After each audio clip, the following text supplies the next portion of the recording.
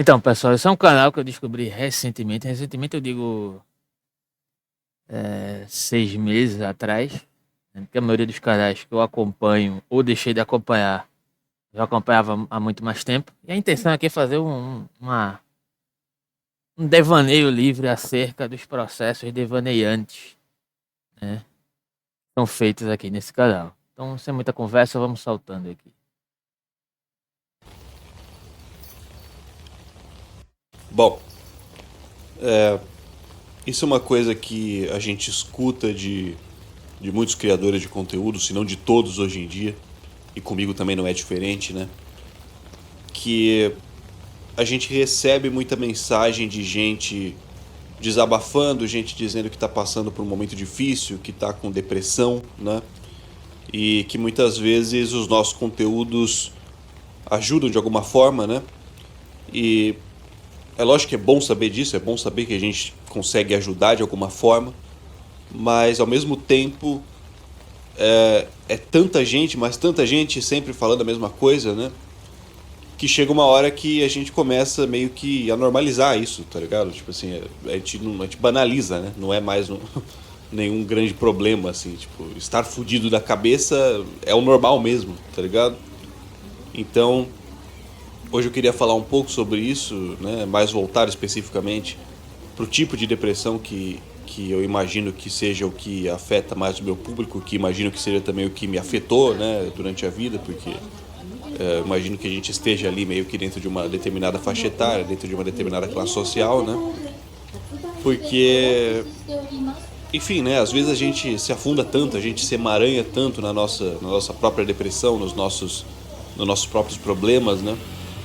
Que a gente não consegue enxergar muitas vezes o bagulho com clareza, né?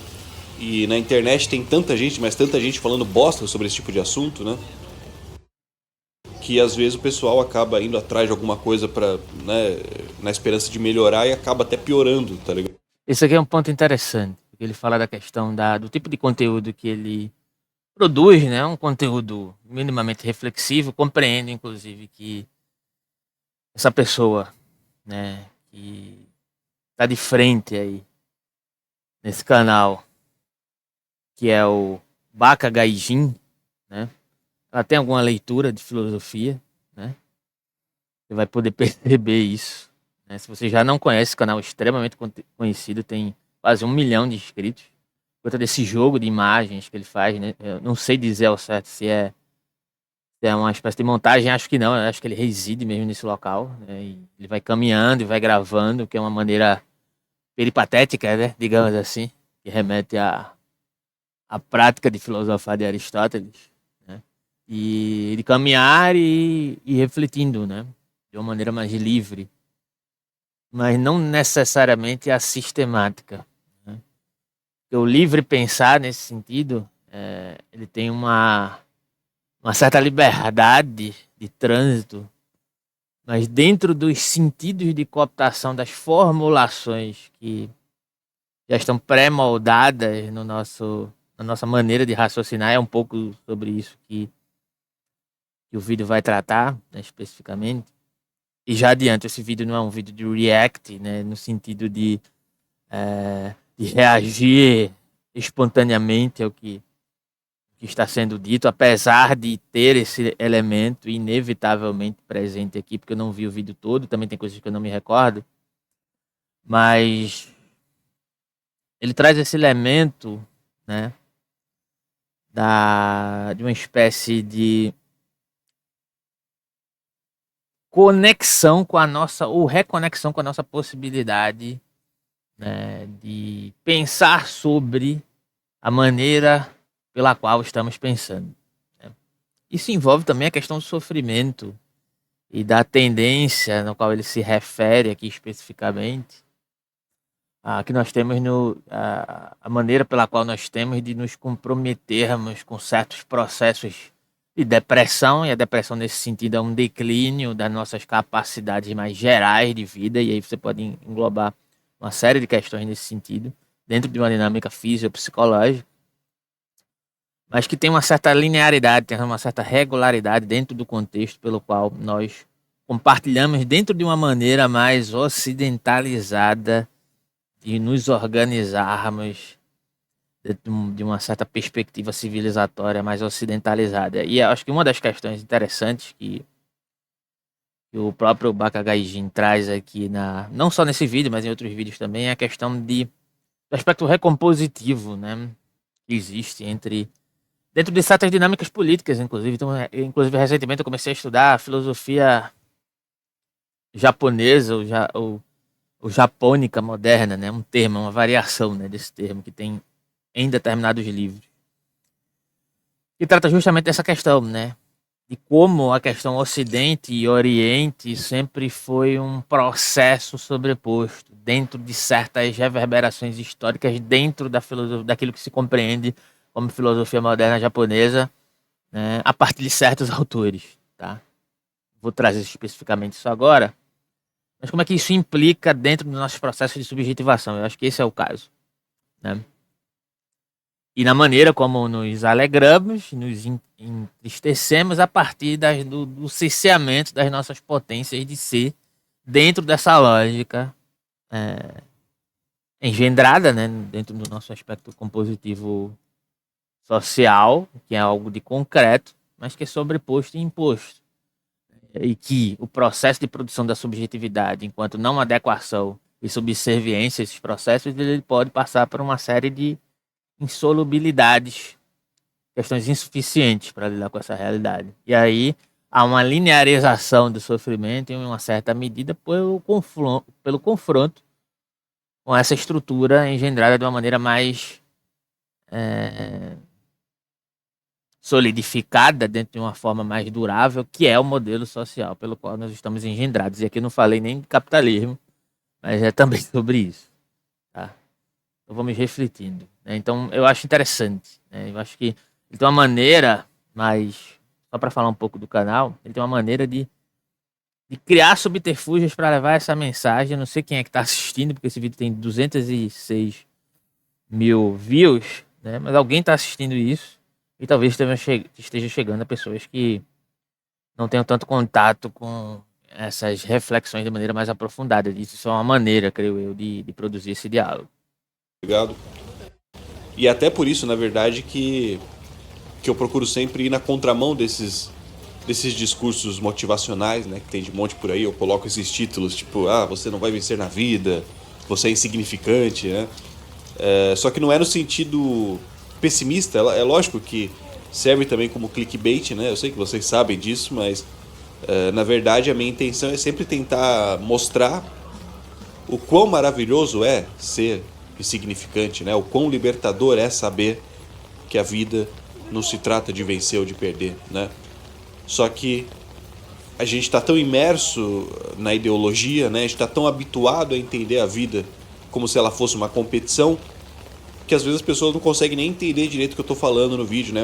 Uma coisa que eu recebo muito comentário de gente falando é que eu nunca chego em lugar nenhum nos meus vídeos, tá ligado? Nas minhas filosofadas, ou que pelo menos as pessoas não entendem aonde eu quero chegar, né? Que não tem uma conclusão. E eu acho isso muito interessante, porque pra mim sempre parece muito claro, lógico, né? A conclusão de tudo que eu penso, das coisas que eu digo nos vídeos. Mas eu acho que isso também é um reflexo da nossa cultura, né? Da nossa cultura, que é muito voltada assim para um raciocínio linear, né? Uma coisa assim muito tipo assim, buscando as conclusões, buscando as finalidades, né? Essa noção de que os fins justificam os meios, como se os meios por si só não tivessem nenhum valor, né? Que você pudesse jogar fora todo o meio, contanto que o fim fosse glorioso. Eu acho que isso é muito impregnado na nossa cultura, né? A gente assiste o filme esperando pelo grande finale, né? E se o grande finale não vem, a gente entende que todo o processo do filme foi uma bosta, né? Tipo, por mais que o filme tenha sido legal, você estivesse entretido durante o processo inteiro, né? Se ele não termina num grande finale, você joga fora o processo, né? Tipo assim, não valeu de nada a história ter sido boa até aqui se não teve uma grande conclusão, né? E na verdade, né? Na verdade, se a gente for ver, eu acho que é exatamente por isso que o discurso dos coach faz tanto sucesso em lugares que nem o Brasil, né? Primeiro porque tá todo mundo fudido, e aí os coaches chegam com esse discurso completamente linear, né? Um discurso completamente superficial, um discurso que só intelectualiza um pouco o senso comum, né? Coloca o senso comum em palavras um pouco mais bonitas. E aí é muito fácil a gente se identificar com eles, tá ligado? Porque eles estão falando as coisas que a gente já pensa, né? E aí, enfim, né? Eles colocam a vida dessa forma linear, né? Como tipo, você está se fudendo hoje, mas o grande momento está por vir, né? Está por vir. E aí, quando, né, para você conseguir alcançar este grande momento, você simplesmente compra o meu curso, né? Você compra o curso, você paga um dinheirão para ter um curso onde o cara já fala tudo que você já pensava, só que com palavras mais bonitas, né? E o que eu quero dizer é que o problema está exatamente aí, né? O problema está em acreditar que é possível vencer na vida, né? Eu não estou dizendo que você tem que aceitar que você sempre vai ser o fudido, tá ligado? Não é isso. Eu estou dizendo que você já não é o fudido agora, né? E mais do que isso, eu estou dizendo que mesmo se você, entre aspas, vencer na vida, né? Mesmo se você alcançar aquilo que a sociedade vende como sendo o vencer, né? Ainda assim você não vai sentir que venceu. Aqui tem uma série de raciocínios interessantes, porque tem uma densidade, os raciocínios que ele coloca que parecem só devaneios de um jovem privilegiado, que é o que ele parece ser, apesar dele dizer que é da classe pobre e etc e tal. Não sei, não estou especulando aqui. Eu espero que ele não dê no meu vídeo, né? Que é a possibilidade que eu tenho de divulgar meu trabalho aqui também. Só estou provocando esse diálogo porque eu acho realmente os vídeos dele interessantes, tá? Mas assim, ele entra por uma questão que é dos meios e dos fins. Eu não sei se eu concordo muito com a maneira pela qual ele coloca isso, mas eu chamo a atenção a uma questão, né? A gente perde muito a possibilidade, a capacidade de entender como os meios nos modulam dentro dos processos, né? Então a gente busca olhar muito dentro de uma maneira teleológica de observar o mundo, e é isso aí ele vai abordar aí, com certeza ele vai trazer essa questão de uma maneira teleológica de observar o mundo, que é circunscrita nessa perspectiva ocidentalizada, né, de uma temporalidade circunscrita dentro das demarcações teleológicas, dentro de uma perspectiva extremamente cognitivo-kantiana, tá? Que é uma espécie de interpretose da realidade, né? Uma espécie de representacionalismo da realidade, né? Que é no sentido de que tudo tem que estar ao meu alcance. E tudo estando ao meu alcance dentro de uma certa capacidade de mensurabilidade, né, eu posso identificar os inícios e as finalidades e buscá-los dentro de uma certa lógica assimiladora, que é aquilo que nós aprendemos, de certa forma, a naturalizar desde que nós estamos no mundo, digamos assim, né? Viemos ao mundo, Brasil, né? Cultura, tem uma cultura que se engendra de uma determinada forma, o contexto no qual você está inserido dentro da sua família está circunscrito de uma certa não, né? Dentro de uma carga histórica extremamente robusta, e você vai ser educado dentro dessas delimitações e você vai ser meio que tangido, feito boi, para reproduzir esses processos. Não de uma maneira tão abrupta e grotesca como eu coloco, mas às vezes também de uma maneira extremamente delicada, como nos diz lá o texto, né, atribuído ao Negro Bispo. Há adestradores que se apresentam através do chicote, mas tem adestradores que fazem carinho. E dentre eles também, os nossos educadores mais próximos, nossos pais, nossas mães. Não porque eles são malvados, né, mas porque eles aprenderam a ser adestrados, assimilaram isso, incorporaram isso e reproduzem adestramentos com as melhores intenções do mundo. E aí nós ficamos o tempo inteiro buscando as finalidades. Qual é a finalidade de eu me compor como, principalmente na fase de amadurecimento, né? Da fase da transição, né? Principalmente se você for de classe pobre, da transição enquanto criança para adolescência e fase adulta, primeira juventude. É uma fase muito complicada porque você está lidando com uma série de contradições que podem te desencaminhar para qualquer lugar, inclusive. Então, como lidar com a contradição de que eu não me sinto bem, né, dentro de uma série de processos de normatizações e ao mesmo tempo eu preciso atender uma expectativa, porque isso é me cobrado o tempo inteiro, dentro da minha família, dentro da sociedade. Se eu não ganho dinheiro também, eu não posso ter acesso a investimentos libidinais, digamos assim, mediante lugares que eu gostaria de estar, me relacionando com aquilo que parece legal dentro daquela cultura, onde eu gostaria de estar inserido, né? Aí eu falo de relacionamentos, eu falo de entretenimento também, eu falo de certos processos que você poderia almejar para se autocompreender como uma pessoa lá na frente de que vai ter um possível sucesso. E talvez se você não se adeque em certas situações, pode recair por você, por cima de você um peso enorme. E se você tiver uma capacidade devaneante muito forte desde criança, como eu tive, você pode entrar em uma série de paranoias. Eu estava conversando com uma pessoa, inclusive, sobre isso, né? O que é que te levou a fazer filosofia? Aí essa pessoa disse: desde criança eu sou, assim, abarcada por uma série de raciocínios, assim, que na época me pareciam estranhos, me pareciam indevidos. Eu tô acrescentando minha interpretação também, conectando com o que eu vivenciei, tá? E, sei lá, de certa forma, encontrar a filosofia foi meio que uma realização natural, entre aspas, tá? Entendendo natural aqui não como algo pré-determinado, geneticista e etc., mas algo natural dentro do processo mais orgânico, amplo, né, de busca por aquilo que seria me encontrar com algo que dizia muito mais da minha propriedade, né, a partir de uma perspectiva stineriana, né, do que de uma assimilação formal mediante a qual eu precisava me adequar. Então há esse processo, né? Há esse processo de encontros e desencontros, mas que podem demarcar, digamos assim, questões muito, trazer cicatrizes assim muito difíceis de lidar e de se reinventar, né, de um modo geral. E aí você vai observar que, na verdade, justamente enquadra num ponto de vista de um diálogo aqui que está sendo abordado no vídeo. Mas vamos soltar aqui, né? A intenção é não fazer um vídeo muito longo. Porque a vida não é uma competição, não dá para vencer. Aparentemente, né? Aparentemente, existe algum mecanismo evolutivo no nosso cérebro e na forma. Agora eu me lembrei de um ponto, na verdade, né? Sobre essa questão da vitória, né? Só para acrescentar. A gente se esquece de como os meios nos modulam. E não atingir certos objetivos vão nos realizar, mas os meios já estão nos realizando de certa forma. É muito do que vem à tona sobre o debate sobre processos virtuais. Entendo eu, não vou aprofundar nessa questão majoritariamente, mas entendo eu que há uma mistificação muito grande sobre o que demanda materialidade, sobre o que demanda a virtualidade em relação à ideia de materialidade e o que é abstrato. Eu acho que há uma recomposição constante entre abstração, matéria e virtualidade, tá?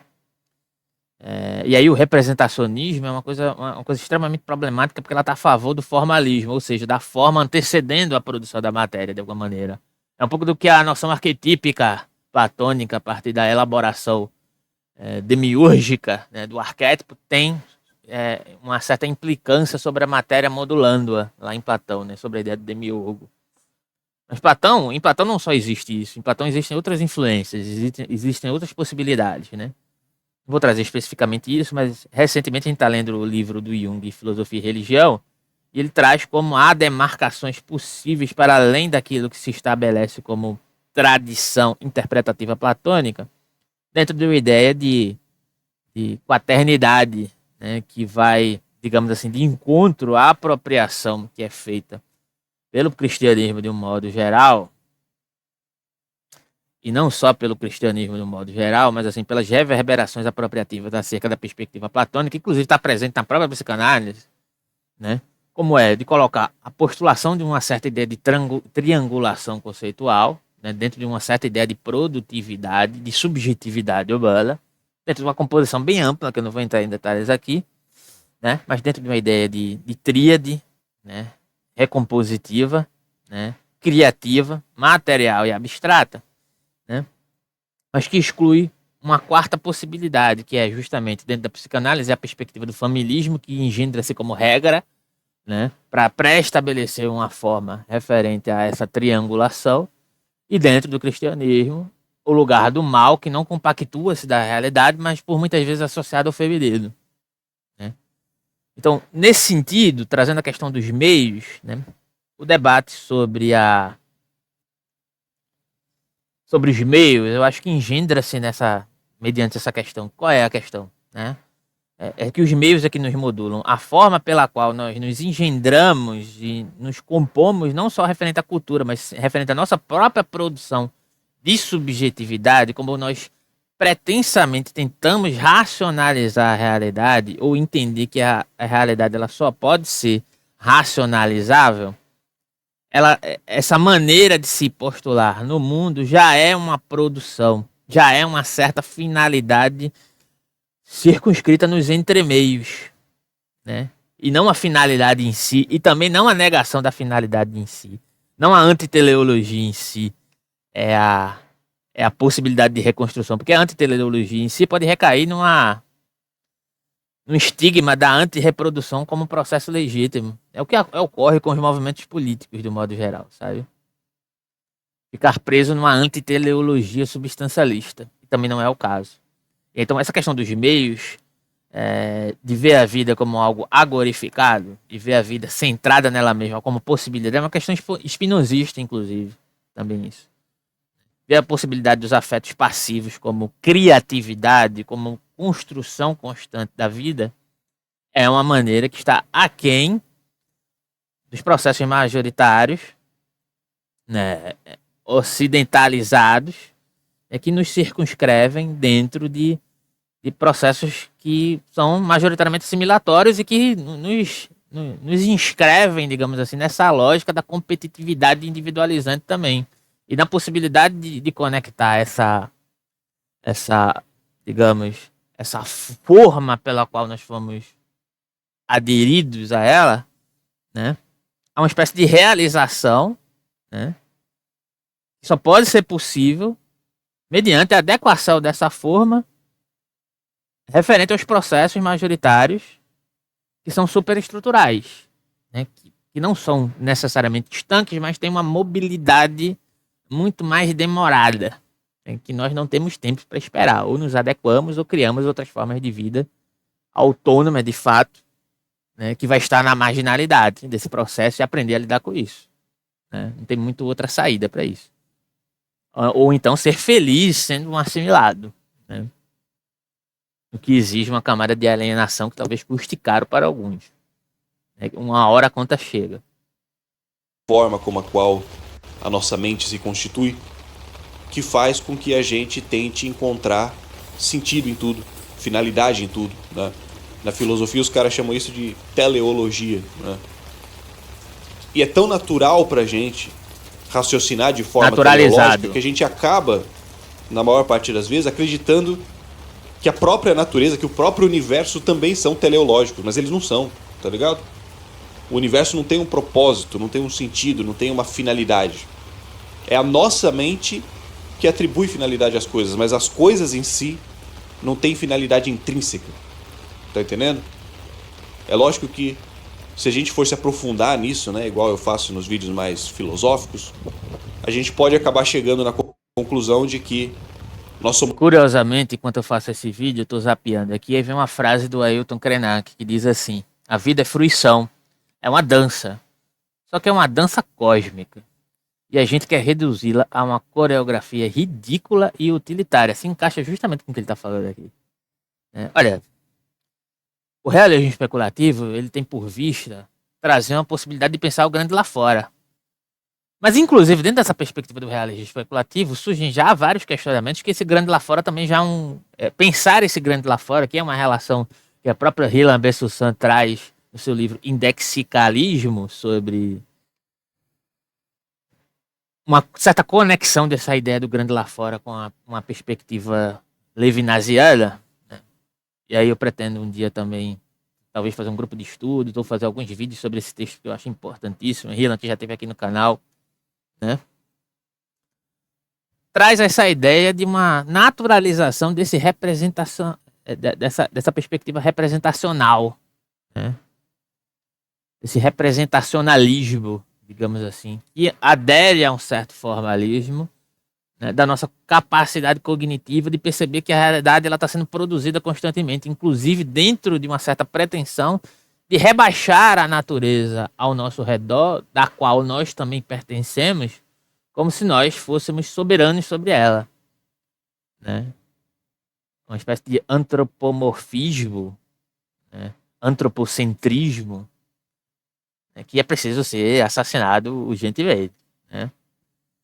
Todas as filosofias que também criticam o formalismo, como a filosofia hegeliana, elas são antropocêntricas em certa medida. Mas são de um antropocentrismo que faz uma espécie de jogo. Por exemplo, quando Hegel reduz o lugar da consciência a um lugar de adequação à processualidade do espírito, ele engendra na processualidade do espírito uma certa racionalidade que permeia todos os poros. Apesar de que existem possibilidades e utilizações subversivas, né? Como já que eu estou falando de subversivo, eu falo do nosso amigo leitor subversivo, né? Que gosta de utilizar a palavra determinant. Né? Você pode fazer um determinant com Hegel, né? Deslocá-lo das suas possibilidades mais centrais, que é a coisa que o Hegel também fazia no seu processo de escrita, inclusive. Pouca gente sabe, eu falei isso na live sobre Jung, e aí eu coloco posteriormente aqui a referência de onde eu estou tirando isso, para vocês não imaginarem que eu estou tirando isso do meu bolso. O processo de escrita do Hegel era basicamente um processo de decupagem, né? O que é um processo de decupagem?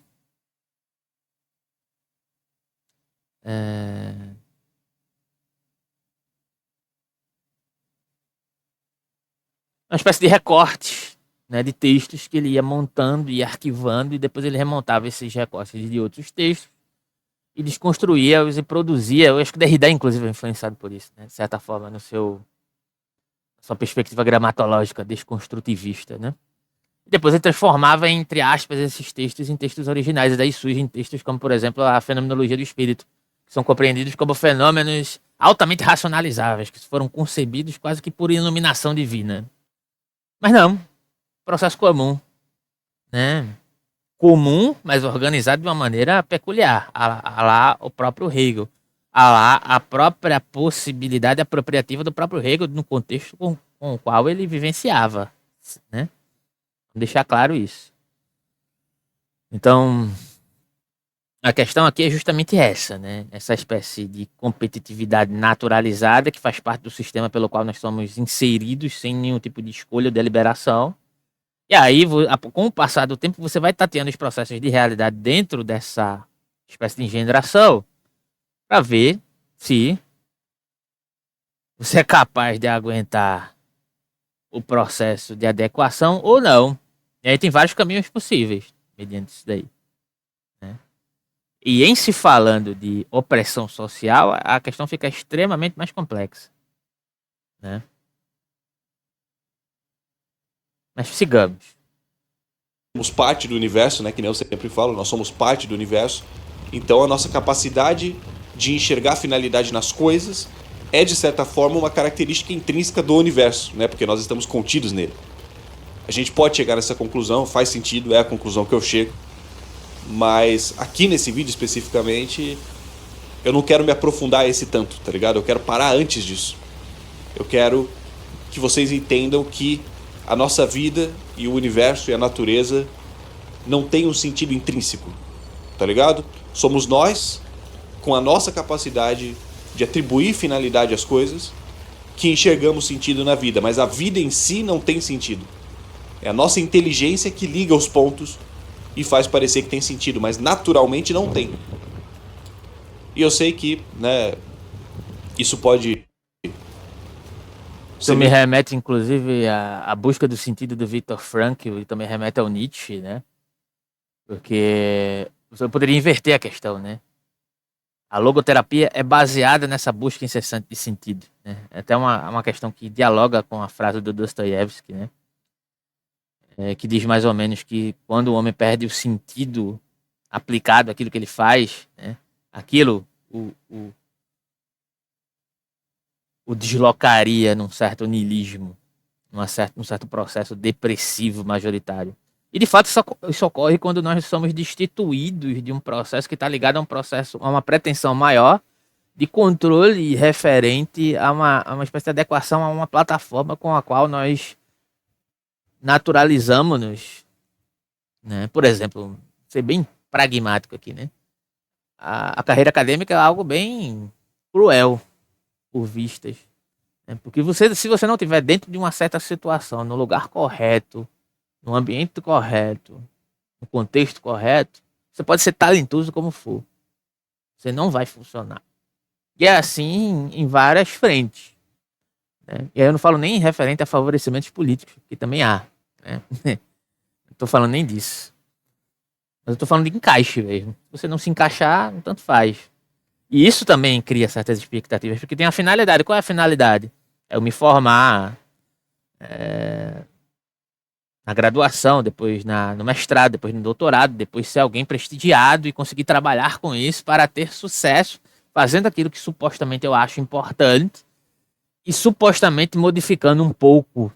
Um pouco, isso já é muito pretensioso, né?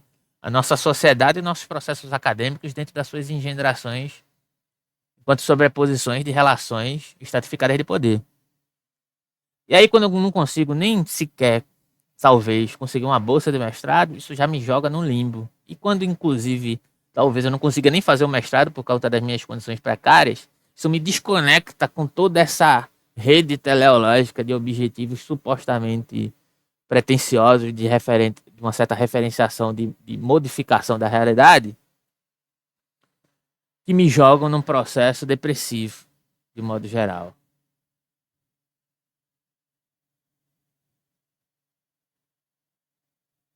Entende? Então, é a questão da produção da nossa subjetividade. Nós estamos investindo em quê? De certa forma, eu usei um exemplo que toca mais ou menos na minha questão. O que é que eu consegui? Como é que eu consegui me reinventar? Reelaborando a minha produção subjetiva para outros processos que não estivessem ligados necessariamente com, com, com esses processos teleológicos.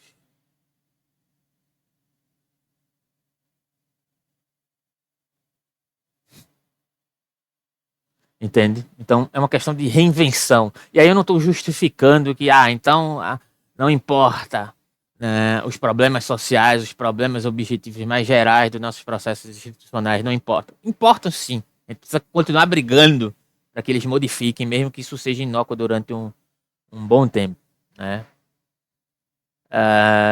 Isso seja inócuo durante um bom tempo, né? Mesmo que isso seja inócuo durante um bom tempo. Mas a questão aqui é, e por conta disso, eu vou me considerar incapaz?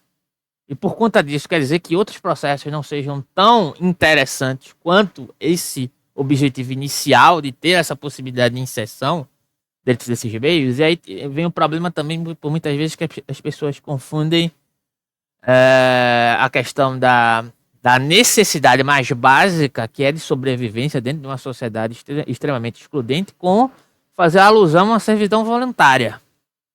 Eu preciso me inserir nesse meio para ser regulado pelo Estado, para ter um cargo, né, para basicamente suprir as minhas necessidades, e por muitas vezes a gente se perde num comodismo nessa situação. E não é só disso que se trata. É de uma subversão mais geral, é de um processo subversivo. Seria interessante de uma maneira mais geral. Não só para mim, para aquilo que eu quero, mas para a sociedade, entre aspas, como um todo. Né? Referente a modulações de comportamento, mediante as possibilidades de modulações desses comportamentos. Né? Meio difícil de engolir no começo, né? Porque o senso comum ocidental, que é completamente pautado pela filosofia cristã, pela filosofia liberal, acaba levando a gente a imaginar que se a vida não tem uma finalidade intrínseca, então não tem por que existir moral. Então tudo bem se eu cheirar pó, então tudo bem se eu matar, tudo bem se eu roubar, porque se a vida não tem um propósito intrínseco, então tudo que importa é o prazer máximo e imediato, tá ligado? É putaria, é droga, é comer cogumelo, comer puta, e não tem por que eu ter amor pela minha própria vida e nem pela vida de ninguém, né? Mas olha, esse tipo de pensamento não faz sentido nenhum, na verdade. Não faz sentido nenhum. Esse tipo de pensamento só surge quando você ainda está imerso na ideologia cristã liberal. De certa forma, você está julgando outra premissa de realidade a partir dos valores da sua própria premissa. Isso não faz sentido. Porque Olha só, né? A palavra finalidade, ela deriva da palavra fim, né? Ela vem da palavra fim. Quando você acredita que a vida tem uma finalidade intrínseca, igual é pregado no cristianismo, por exemplo, né? Você necessariamente passa a viver pelo fim da vida, né? Que nem eu falei, os fins justificam os meios. Você não mata, você não rouba, você não enche a cara, porque você acredita que se você fizer tudo isso, no fim da vida você vai ser cobrado, né? Você vai ser castigado. Ou seja, você vive pelo fim. Você trata o processo da vida com um certo pesar, tá ligado? Como se o processo da vida fosse uma espécie de mal necessário, né? Um bagulho ruim que você precisa passar para no final dela você alcançar a eternidade. Entende? Agora, Então, eu vou comentar alguns pontos aqui, porque senão eu me esqueço do que ele falou, que ele traz muita informação, né? Mas eu acho interessante essa questão do fim, como... Não sei se eu concordo completamente com o que ele falou, da maneira pela qual ele coloca, né? Mas assim, eu acho que a questão do fim, ela pode servir como uma espécie de observação de uma certa centralidade dessa produtividade que eu estou mencionando aqui em sentido amplo, começa a possibilidade de imersão na própria realidade, né? Como um processo mais substancial agorificado. Ficou complexo, né? Ficou prolixo, né? Então, quando eu falo da questão de que eles, então quer dizer que os fins justificam os meios, eu acho que esse raciocínio é interessante. Porque ele tem um jogo aqui presente, né? Qual é o jogo? Os fins justificam os meios, né? Existe uma projeção ética e subsequentemente moral que justifica aquilo que eu faço por uma certa regulação espiritual. A norma jurídica, inclusive, ela é premeditada dentro desse processo justificador da plataforma mais geral, né? E também relaciona-se com um certo processo de ocidentalização e cristianização, que já é oriundo de outros processos, na verdade, do próprio direito romano, né?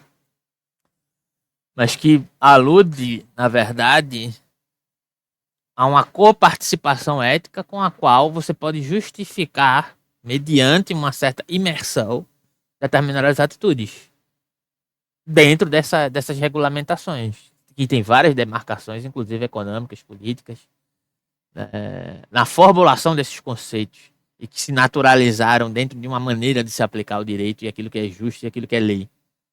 Entende? Então, tem um jogo interessante aqui. Se você inverte esse processo, entende que os meios é que produzem as finalidades, inclusive constantemente, você percebe que a estratificação desses processos abstratos enquanto aplicabilidade de determinadas normas e regras dentro da sociedade, eles se justificam por um certo sentido utilitário de dizer, e se não houvessem regras, e se não houvessem essas determinações, então tudo seria permitido? Aí você traz mais ou menos aquela máxima que é atribuída a Dostoiévski nos Irmãos Karamazov, né, que é uma problematização que o Zizek também faz, que é o seguinte: se existe a lei, se a lei não existisse, ou se Deus não existisse, tudo seria permitido. E o Zizek inverte isso, é porque Deus existe, é porque existe a norma, que na verdade tudo é permitido, né? E lógico, eu acho que não há uma conclusão, e aí evoca justamente a problemática que eu trouxe anteriormente. A conclusão não é o inverso como processo de liberação. Depende do encaixe, depende das possibilidades de encaixes e concepções no usufruto da lei como busca do significante. Isso engendra-se, inclusive, nos relacionamentos mais básicos, da busca estética, que por muitas vezes é atribuída de maneira pública, de maneira hipócrita, né? Algumas pessoas, sei lá, parafraseiam frases de psicólogos como Carl Rogers, né, redes sociais, atribuindo uma ideia de comungação da pessoa humana, que eu já acho altamente complicada, né, substancialista, mediante uma certa pretensa ideia de liberação da alteridade em sentido legítimo, que eu acho também problemático. Mas, por exemplo, quando você posta uma frase do Carl Rogers que diz mais ou menos assim: deixemos de lado as minhas expectativas, deixemos de lado os padrões do meu desejo para aquilo que quero que o outro seja, não querendo adaptá-lo às minhas necessidades, e ao mesmo tempo eu tenho um comportamento estético, afetivo que não corresponde a isso, que na verdade o meu desejo ele tá ensejado, na verdade, de assimilação, né, estética, né, para uma realização afetiva social, que na verdade está corroborada com uma série de paradigmas pré-estabelecidos, referente a um certo estetismo sexualizante, por exemplo. Aí eu não estou trazendo o problema de uma, de uma realização do desejo por um processo de sexualização material. Isso não é um problema. O problema é a insustentabilidade, né, de certas idealizações do desejo, como uma espécie de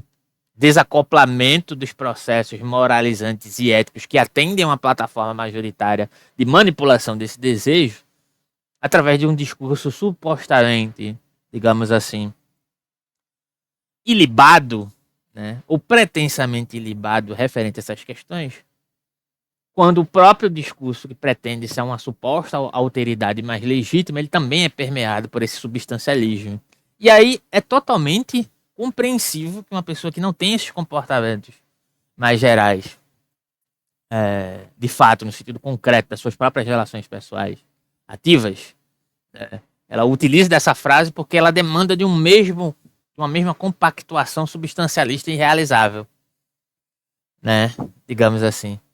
Né? Tanto aquilo que contestaria um posicionamento do Rogers, né, nessa frase atribuída, como de alguém que não cumpre com a designação do que denotaria a regra dessa frase no sentido comportamental, porque ela é irrealizável em duas frentes.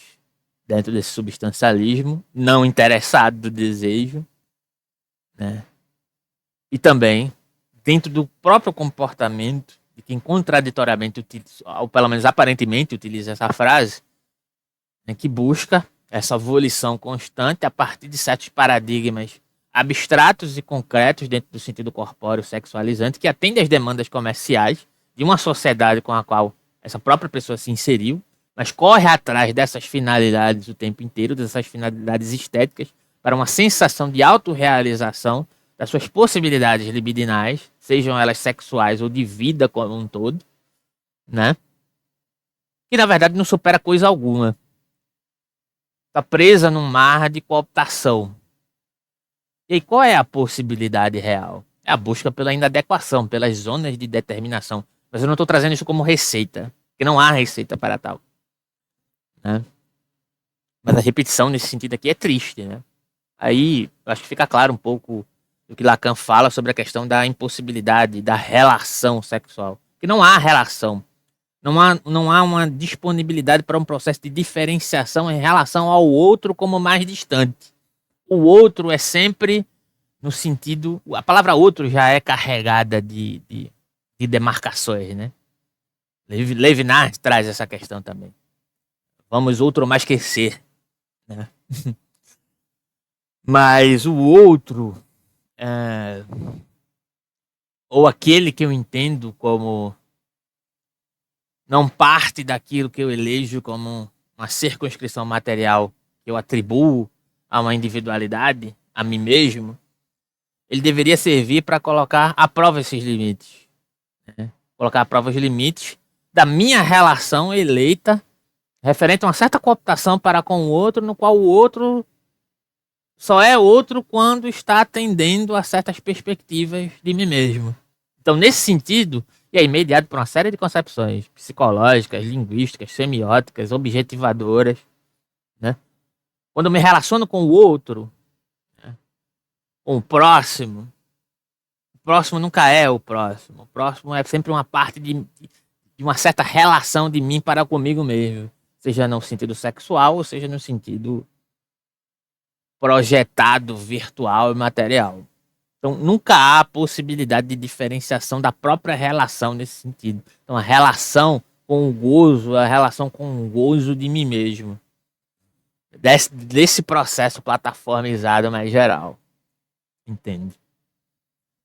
Então prossigamos, né? Prossigamos. Agora, quando você inverte esse raciocínio, né? Quando você entende que não existe finalidade na vida, você percebe que tudo o que você realmente tem é o próprio processo do viver. Você percebe que tudo o que todo mundo realmente tem é o processo, cada um do seu próprio viver. Quando não existe finalidade, o valor está no processo em si. Entende? E aí é natural que você queira fazer desse processo o mais prolongado e o mais satisfatório possível para todo mundo, né? Para você e para todo mundo. Quem me acompanha mais de perto já está cansado de saber, né, que eu nunca bebi, eu nunca fumei na vida, nunca pisei numa balada a minha vida toda. Vocês acreditam nisso? Eu nunca pisei numa balada a minha vida toda. Mas a grande questão é que eu não preciso me controlar para viver assim. Vocês entendem? Não é como se eu tivesse uma puta vontade de ficar bêbado, mas eu me controlo porque eu sei que é errado, tá ligado? Não é isso, eu não acho que é errado. Eu não passo por esse processo de autopunição, de sacrifício. Ascetismo. Tá ligado? É só que eu amo tanto, mas tanto a minha vida, eu amo tanto a minha sanidade, a minha vigília, que a minha maior felicidade tá em contemplar o aqui e o agora com todas as forças da minha cognição. Não tem nada mais prazeroso para mim do que simplesmente estar vivo. Vocês entendem isso? Eu sei que quando eu morrer não vai ter um paraíso. Eu não vivo esperando que os fins justifiquem os meios, porque os meios se auto-justificam, eu querendo ou não, eu entendendo ou não. O fato de eu estar aqui e agora já é lindo por si só, mano. É maravilhoso por si só. O fato da vida não ter uma finalidade intrínseca não significa que ela não tenha valor intrínseco. Tá ligado? O que eu tô dizendo é que o valor da sua vida tá em cada respiração que você dá. E não só no final dela, e nem só nos momentos de prazer, entende? Você não precisa sair correndo desesperado para aproveitar o máximo da vida antes de morrer, porque você já tá aproveitando, mano. Cada segundo de cognição já é maravilhoso por si só, mano. A impressão de que você deveria ser, ou de que você deveria estar fazendo qualquer outra coisa que não isso daqui, é uma ilusão, mano. É uma ilusão que não faz sentido nenhum. Estar exatamente onde você está agora, mesmo com todas as suas dores, todos os seus sofrimentos, é lindo, mano. É lindo de qualquer jeito, você enxergando essa beleza ou não. Sabe que até alguns anos atrás eu costumava ver rodando aí nas redes sociais, na época acho que ainda era mais Facebook ainda, uma dessas frasezinhas de autoajuda, né? Tinha aquelas imagens, aquelas paisagens bonitas e no meio tinha aquelas frasezinhas que dizia alguma coisa mais ou menos assim, eu não sou as coisas que me aconteceram, tá ligado? Tipo assim, eu sou o que eu sou. Eu não sou as coisas que me aconteceram, alguma coisa assim nesse sentido. E eu sempre achei isso um absurdo, tá ligado? Porque a beleza da vida tá justamente em contemplar a si mesmo enquanto essa consequência complexa e fenomenal de tudo que te aconteceu. Não só durante a sua vida, mas até antes dela. Se a sua mãe não fosse a sua mãe, se a sua avó não fosse a sua avó, se o seu avô não fosse diabético, você não seria quem você é. Então, essa questão é interessante, porque traz um diálogo possível. Ele menciona indiretamente a questão do ascetismo, né? Porque parece que nós, para nos realizarmos, a gente precisa passar por um processo mais geral de um ascetismo inequívoco, né? Isso em vários campos.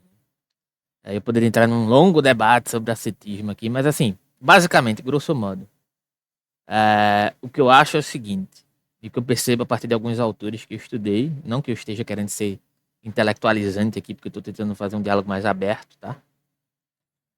Assim, a questão do ascetismo no Nietzsche, por exemplo, na terceira dissertação da genealogia da moral, ele aparece como uma questão e um desdobramento que implica no quê? Uma dose de ascetismo, ela é inevitável, né? Mas ascetismo em demasia, né, que é uma espécie de abnegação das dores, ou da possibilidade, inclusive, de estar mais disponível às dores, né? Inclusive foi uma questão que eu estava vendo alguém falando sobre isso num vídeo ontem, né, sobre como o Nietzsche, até certo ponto, acha que é interessante o budismo, mas acha que ele extrapola na possibilidade de querer, digamos assim, se desviar abruptamente das dores e a partir daí o budismo se descola da vida. Lógico que isso é uma interpretação reducionista do Nietzsche, etc e tal, já sabemos. Mas engloba justamente essa papo de coach. Ele é eficaz porque ele trabalha numa certa dimensão de realidade, de um certo sentido de propriedade que é interessante também.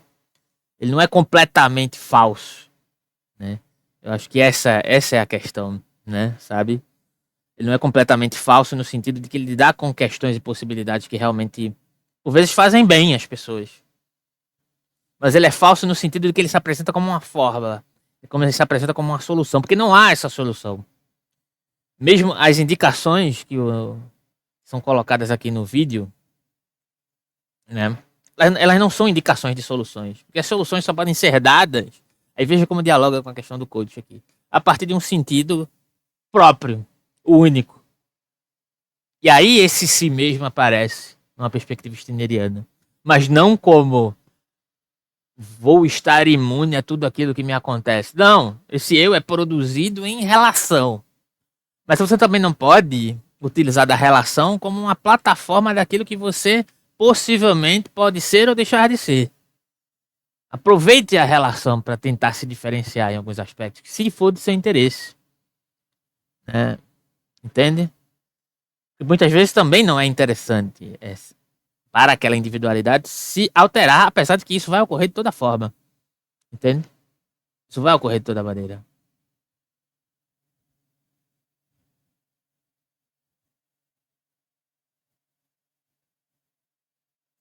Então a questão é, só para fechar a questão do Nietzsche, o Nietzsche quando traz a questão do ascetismo, na minha visão, é muito mal compreendido, porque não é uma negação do ascetismo, também não é uma apologia em certos pontos do ascetismo, porque isso nem caberia para o Nietzsche. Mas é entender como o ascetismo tem seus encaixes, como possibilidade de virtualidade também. O ascetismo pode ser potência de diferenciação, dependendo dos seus encaixes, mas pode ser aprisionamento. A busca do sentido, que eu acabei de falar aqui da perspectiva do Viktor Frankl, ela pode ser interessante. Mas se ela for a centralidade da questão, a busca de sentido, aí você gera uma estratificação, entre aspas, institucional das suas possibilidades reinventivas. E só para deixar claro, quando eu falo de institucionalidade, eu não estou falando de adequação às instituições hegemônicas, tá? Eu falo de processos objetivadores e subjetivadores que implicam nas noções, na verdade, de esseidade e individuação entre Jung, Deleuze e Guattari, tá? Enfim. Prossigamos. E se você não fosse quem você é, você não poderia nem estar aqui desejando ser outra coisa. Tá ligado? Todo o sofrimento vem do desejo de ser algo que você não é. E eu não tô falando, né, que nem eu disse lá, eu não tô falando que você tem que calar a boca e se contentar sendo esse saco de bosta aí. Não é isso, tá ligado? Não é isso. Eu tô falando que você já é maravilhoso agora. Você já é maravilhoso hoje. Não tem nada que você precise se tornar, entende? O simples fato de você ser essa consequência exata de uma série de eventos singulares que vieram se desenrolando desde o começo do universo até aqui, isso já é lindo por si só. É tipo uma pedra preciosa, né? Um diamante, ou seja lá o que for. A raridade do diamante e, consequentemente, a beleza do diamante está justamente no processo de formação dele. Está na série de condições específicas que foram se desenrolando no decorrer de milhões e milhões de anos para formar aquela pedrinha azul ali. E o que eu estou dizendo aqui é que você, né, você que está me ouvindo neste exato momento, você é muito, mas muito, mas muito mais complexo e mais raro do que qualquer diamante, mano. Você é a estrutura mais complexa, mais rara e mais fascinante de todo o universo, mano. Isso não é, tipo, eu não tô falando, não é autoajuda, não. Não é autoajuda. É verdade, parece. É um fato. A gente nunca encontrou no universo inteiro uma estrutura mais fascinante do que essa daí, que é o seu corpo, tá ligado? Você é a coisa mais valiosa do universo, tipo, naturalmente. Naturalmente. Não tem como a matéria se organizar em nenhuma outra forma mais complexa do que isso aí, mano. Agora é interessante, né? Porque o raciocínio estava caminhando muito, de uma maneira muito interessante, aí ele recaiu no antropocentrismo. Né? Do homem ser o organismo mais complexo e mais belo, né? Não sei se ele vai remendar isso depois, mas assim, é a impressão total que passa, né? Então, não é autoajuda? Essa é a questão. De quando é que algo se torna autoajuda e quando algo não é autoajuda? É a possibilidade de algo que eu disse, inclusive, postei no Twitter. Inclusive, sigam a gente também no Twitter lá, Gap Filosófico. Inscrevam-se aqui no canal, ajude a gente a chegar aí a 4.000 inscritos, tá? Eu sei que você deve estar olhando assim, nossa, como é um canal sensacional desse, que faz uma reflexão interessantíssima dessa, só tem, não tem nem 4.000 inscritos. Pois é, porque você não nos ajuda, né? Mas assim, não vou recriminar o que ele tá falando aqui, não, porque eu vejo uma possibilidade de transgressão nisso daqui, dentro de um sentido positivo. Mas a questão é qual é o limite de que algo pode se tornar demasiadamente idealizável e algo que pode ser útil dentro de um sentido de recolocação na vida, né? É justamente esse o ponto da transição da própria fala dele. Você já é maravilhoso da maneira que você é. Não estou dizendo que você precisa, segundo as falas dele, né? Se conformar com aquilo que você é.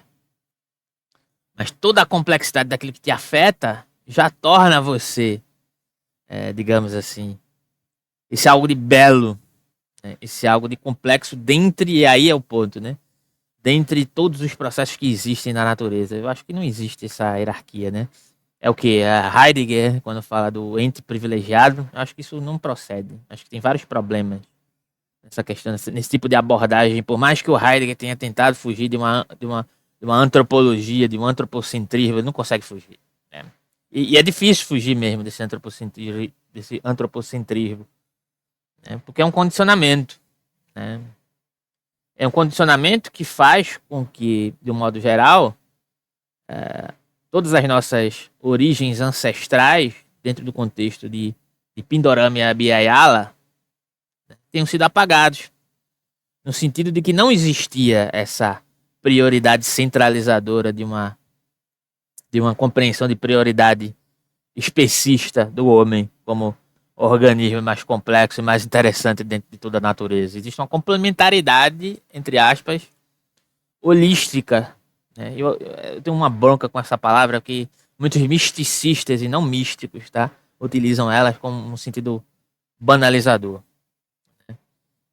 E aí vocês precisam observar com mais atenção as possibilidades de investimentos libidinais que estão implicados nos estudos sobre o místico, sobre a magia, que Deleuze e Guattari, inclusive, engendram, quando Deleuze fala sobre a questão da transitoriedade daquele que era entendido como mago num dado contexto, que é aquele que transita justamente na beirada das formas, das demarcações, dos limites entre materialidade e o formal que se implica numa dada sociedade. E aquele que se engendra nessa possibilidade, nesses limites, que conhece essas possibilidades, é basicamente o alquímico, o alquimista. Não que aquele que vai fazer magia dentro de um sentido mistificado, entende? Então essa é a possibilidade. Essa é a questão interessante. Se produzir de entender essa alquimia como esse processo de integração e desintegração entre objetividade e subjetividade. Entende? É isso que o Jung analisa, né? E não dentro de um sentido tacanho de espiritualidade, por muitas vezes reducionista também, né? De um substancialismo ideal espiritualizante. Entende? Foucault também se debruça sobre isso, em suas reflexões sobre Alcibíades, né? Sobre o cuidado de si, com tendências hegelianas, inclusive, tentando engendrar uma processualidade ética como resposta ao neoliberalismo ali prestes a eclodir. Foucault sentiu isso, essa ameaça, a necessidade de engendrar um lastro ético, né, para não ser, digamos assim, assimilado, para não ter o seu pós-estruturalismo, digamos assim, assimilado. Por isso a rejeição também com a terminologia, né, nesse contexto. Por parte do próprio Foucault, viu? Então toda vez que você ficar triste por não ter dinheiro, por não poder viajar, por não estar dentro do padrão de beleza, por ter tomado um fora da morena, ou seja lá o que for, lembra do quão raro e do quão fascinante você é. Mesmo sendo essa merda aí. Sendo essa merda aí, você já é a coisa mais rara do mundo, mano. Lembra que antes de tudo isso... Você é uma merda de luxo. Você é o universo inteiro se manifestando, né? Você é uma manifestação única de uma eternidade inteira. Na eternidade inteira nunca vai ter um cara exatamente igual a você, sofrendo igual você tá sofrendo agora. Isso é lindo, mano. Isso é lindo por si só, tá ligado? Ser exatamente quem você é aqui e agora é lindo por si só, mesmo com todo o seu sofrimento e com todas as suas Deixa ele falar. inseguranças. Agora, dito tudo isso, eu sei que, ainda que você entenda e até concorde com tudo isso que eu tô falando, né? Não é fácil de manter isso em mente em um mundo que vive cobrando que você seja algo que você não é o tempo inteiro. Não é que é tudo lindo, porque isso também é uma atribuição falsa que fazem a Spinoza e a Deleuze também. E uma vez eu já tentei utilizar isso para uma pessoa que estava passando por uma situação difícil, né? E o que é que ocorre? Ela achou que eu estava romantizando a situação dela. Então, primeiro, eu nunca tenho essa intenção, mas talvez eu possa, reproduzir esse tipo de questão sem querer. Mas o que é que acontece? O que eu estava querendo dizer é que a questão dos afetos passivos em Spinoza é uma possibilidade de, digamos,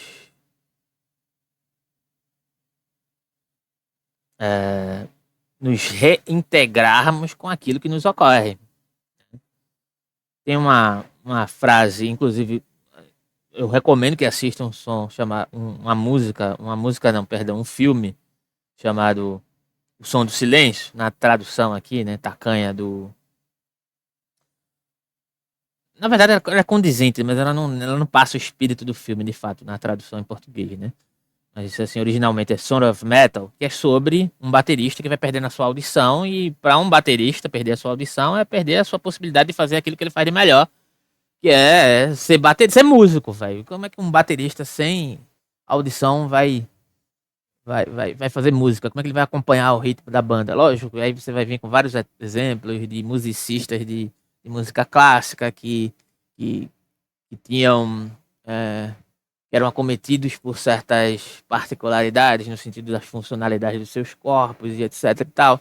Mas não é disso que eu estou tratando. Estou tratando especificamente sobre a questão do filme, né, que é trazida no filme. Ali existe um afeto passivo, algo que eu não posso controlar.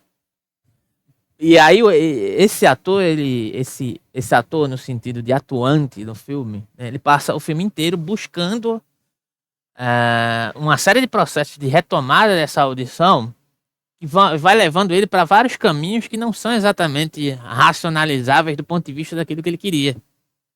Referente ao seu relacionamento, referente à sua própria carreira, referente, sabe? É uma série de possibilidades. Ele chega até a fazer parte de um grupo, né, é como se fosse uma espécie de...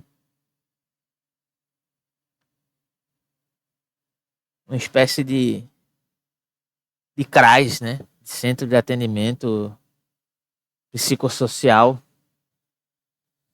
né? Mas para pessoas que são acometidas pela questão da supressão da audição. E ali ele também começa a se realizar de uma determinada maneira, mas também ali tem problemas, né? Tem coisas que não se conectam muito bem com a produção de subjetividade, com o processo que ele está vivenciando. E nesse desencontro entre afirmar os afetos passivos, né, e tentar atuar sobre eles dentro de um sentido imaginativo problemático, né, porque aí tem a dimensão, né, da produção da fantasia como um sentido mais abrupto e selvagem da própria realidade, com uma potência de modificação de fato, e da imaginação como uma frequência mais baixa, segundo Jung, né, que na verdade elas são uma espécie de sobreposição da própria realidade, mas que tem um potencial de transgredir para a fantasia. Muitas vezes ele fica preso nessa imaginação mediada pela racionalização dessa imaginação, né? Tentando voltar. Ele tem um problema de afastamento também da sua companheira, né? Nesse contexto. E tentando voltar para sua companheira, só que nada é como antes. Nada se conecta como antes. E ele perde de vista o próprio processo do devenir, que passa ao lado. Se eu não me engano, é Deleuze raciocinando sobre Blanchot, ou trazendo alguma questão sobre Blanchot, que traz essa questão. Entrar em devir não é necessariamente estar correndo de um lado para o outro. É perceber a atuação do devir e encontrar-se com ele. Você pode entrar em devir completamente parado mesmo, né? Esse é o sentido de atuar. Uma certa compreensão da dinâmica, do diferenciar-se. E aí, quando ele fala essa questão, você já é bonito da maneira que você é, mesmo sendo isso daí que você se acha totalmente algo executado, ou executável, ou existente de uma maneira totalmente defeituosa. Referente aos padrões gerais, referente aos padrões que você elegeu para si e não consegue se livrar. Você já é belo, não é uma... Estou tentando traduzir, se bem que da maneira que ele coloca, soa exatamente como se fosse isso. Mas não é uma espécie de pormenorização da sua situação, independentemente de qual ela seja. Se você tem uma doença grave, nada precisa ser pormenorizável, entende? Mas, de toda maneira, você vai ter que lidar com isso, entende? De toda maneira, você vai ter que lidar com isso, negando o problema que você tem, entrando num pessimismo profundo, ou se reconfigurando mediante aquela limitação que você tem no momento. E até foi uma camisa que a gente fez aqui para uma colega nossa, Alessandra Fopa, queridíssima. Aí, né? Ela não tem o sentido da visão, né? E aí tem uma frase do Spinoza, que é atribuída a Spinoza, que diz: ao cego não falta visão. E nesse filme, né, ao surdo não falta audição, né? No sentido de que só falta algo a um corpo quando ele é comparado com outro corpo que não é o seu mesmo, né? Então, nada falta ao corpo. Nada falta aquilo que você é potencialmente, digamos assim, dentro das suas particularidades, engendrado a poder fazer, entende? Nada lhe falta. A falta só existe como pré-formação, como uma forma que antecede a implicação da própria capacidade de produtividade da matéria. Então, é nesse sentido que Deleuze fala sobre a questão. Até o Byung-Chul Han, né? Nesse sentido, não parece explorar muito bem essas nuances do excesso de positividade que ele atribui ali na topologia da violência, quando ele promove uma crítica ao Deleuze, que é uma crítica interessante, eu aconselho que vocês vejam, né? Mas meio que lineariza por essa perspectiva. Já teve até uma discussão no Twitter sobre isso, eu já fiz vídeo no canal sobre essa questão, sobre essa má compreensão, mas nunca é demais ressaltar. Então me parece que ele tenta caminhar por esse sentido, mas ele não sabe muito bem explicar, o que é normal também. Por isso que, e eu acho que alguns de vocês já perceberam isso há algum tempo, né? É que eu sempre tento me posicionar em algum lugar entre o misticismo oriental e o materialismo ocidental, né? Porque no meu entendimento, não basta a gente se fechar em qualquer misticismo que seja, a gente se limitar, né, Interessante ele falar sobre isso. E acreditar que o mundo inteiro vai mudar naturalmente se cada um encontrar a paz interior de forma individual, tá ligado? Assim, o contrário é a mesma coisa, tá ligado? Não basta também a gente se fechar em algum tipo de materialismo vazio, né? E acreditar que as pessoas vão mudar individualmente a forma de entender a vida, simplesmente alterando as condições materiais em que elas estão inseridas. Não vão.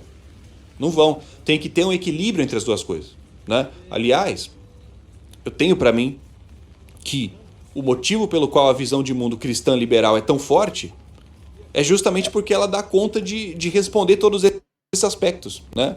Ela abrange e... Perfeito, cara. Assim, eu não sei se esse camarada ele estudou Jung ou correlatos, mas parece que talvez ele tenha um conhecimento básico disso. Mas é exatamente o que Jung diz. Jung diz, olha, e aí o que ele chama de misticismo é uma certa unilateralidade da compreensão mística como única possível que foi criada a partir de um certo processo histórico. Isso não corresponde à compreensão mística antiga de várias costuras antigas, brahmanes e etc., dentre outras, várias outras, né?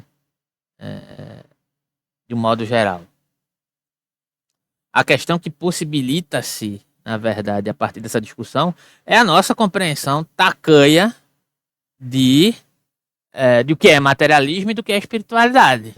Que o Jung traz na sua dimensionalidade interessante e diz que o cristianismo ele se arraigou de uma maneira tão forte nos processos ocidentais, majoritários, porque ele foi capaz de, com mais sucesso, produzir um suposto equilíbrio entre esses elementos.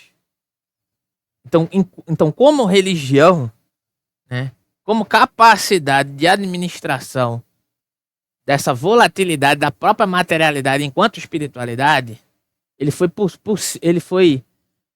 a melhor forma possível de engendrar esse sincretismo entre matéria e virtualidade. Isso é o que Jung diz. Saca? Exatamente isso. Agora, a maneira que ele coloca, né? Espiritualismo oriental e materialismo ocidental, não existe essa demarcação desse ponto de vista, entende? O que existe é uma predominância cultural dentro desses processos.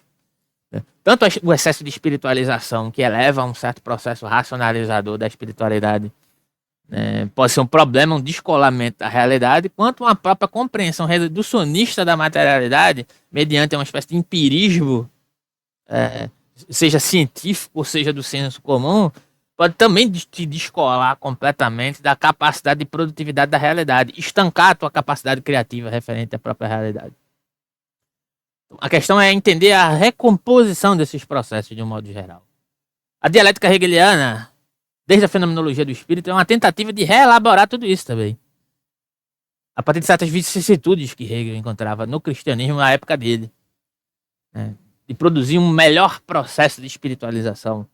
Um melhor processo de espiritualização que atendesse aquilo que Hegel via como um processo mais dinâmico. Né? Para recolocar, reengendrar o cristianismo dentro de um processo de crise que produzia-se ali a época dele, como ele via. Entende? Então tá certíssimo isso daí. Agora precisa ser melhor observado e melhor colocado. E ela responde todos os questionamentos das pessoas, do nível material ao nível espiritual. Entende? E o que eu estou tentando desenvolver aqui é uma alternativa a isso. Uma alternativa completa, né? Que esteja de acordo Não tem alternativa com o entendimento completa. científico que a gente tem do universo hoje em dia. Né? Porque que nem eu falei. Aí tá delegando a ciência a um lugar de salvação, né? Isso também é problemático, porque a ciência também está nesse processo de ebulição, entende? B, o quão maravilhoso ou o quão maravilhosa você é, se você vai chegar na sua escola, vai chegar na sua faculdade amanhã e vai continuar sofrendo bullying por causa da sua aparência. Não adianta nada você entender o quão pequenas são as relações sociais perto da imensidão do cosmos, se você vai chegar no seu trampo amanhã e os seus colegas vão estar inventando intriguinha com o seu nome, seu chefe vai estar sendo escroto com você, né? Você não pode fazer igual os monges, tá ligado? Abandonar tudo e viver no topo da montanha, isolado de tudo e todos. Você precisa continuar vivendo a sua vida, né? E para isso, você precisa continuar inserido nessa lógica que faz questão de te lembrar todo dia o quão fracassado você é. Essa lógica... Porém, o recolhimento ele também pode ser interessante, né? Nietzsche falava da questão do pathos da distância, né? Quando preciso, acho que você... quando possível, acho que o desvio é uma maneira interessante, o afastamento é uma maneira interessante para você, inclusive, aprender todos esses processos, digamos assim. Né? Você não pode descartar a possibilidade do desvio, do afastamento, do pathos da distância, digamos assim. Agora, lógico que tem situações que realmente são limítrofes, né? Dentro dessa ideia de poder se afastar de fato da sua própria realidade. Não é se afastar da realidade, mas se afastar daquela dinâmica afetiva que te coloca dentro do mesmo ciclo de funcionamento e você não consegue mudar a direção, né? Que fica botando na sua cabeça que você deveria ser outra coisa, que você só vai ser feliz quando conseguir o carro do ano, o celular do ano, quando conseguir botar silicone nos peitos, quando conseguir namorar a modelo, ou seja lá quem for, tá ligado? Então, eu acho que o primeiro passo é entender de onde vem tudo isso, né? É entender que algumas pessoas, muito poucas, se beneficiam do mundo ser como ele é, né? E essas pessoas naturalmente vão fazer de tudo para que o mundo continue desse jeito. E não é difícil de enxergar quem são essas pessoas, porque tudo o que a sociedade fica enfiando na nossa cabeça que a gente precisa ser é o que essas pessoas já são, né? Elas são a nossa referência de sucesso. E, portanto, é natural que essas pessoas não queiram que os valores da nossa sociedade mudem, porque elas representam esses valores. Eu estou falando dos bilionários, estou falando das celebridades, né? Estou falando das pessoas que são vendidas para a gente como sendo as vencedoras dentro dessa lógica que entende a vida como se fosse uma competição. Vamos falar da clínica, dos psicólogos que estão engendrados na clínica hegemônica também. Agora eu estava vendo uma postagem, tá muito engraçada. Eu tô zapeando aqui enquanto estou fazendo esse vídeo. Agora, eu não assisti esse novo filme do Divertidamente, mas pelo que eu vi aqui, há uma abordagem predominantemente cognitivista comportamental nesse filme, né? É o que dizem, né?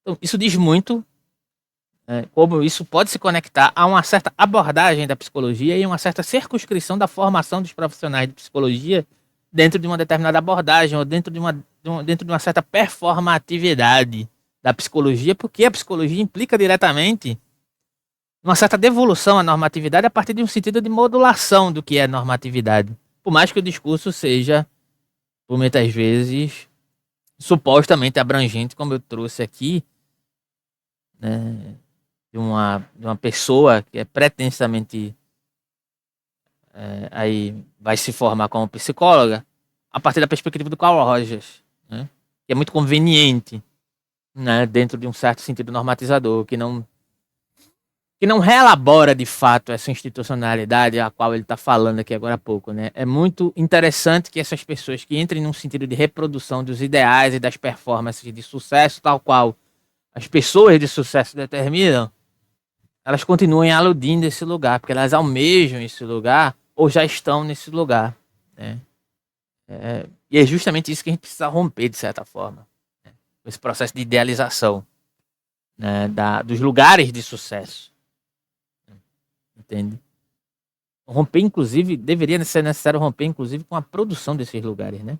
Mas aí já é uma questão mais geral, né? Que é difícil bater de frente com, aí sim, com as grandes instituições hegemônicas, no sentido mais tradicional, né?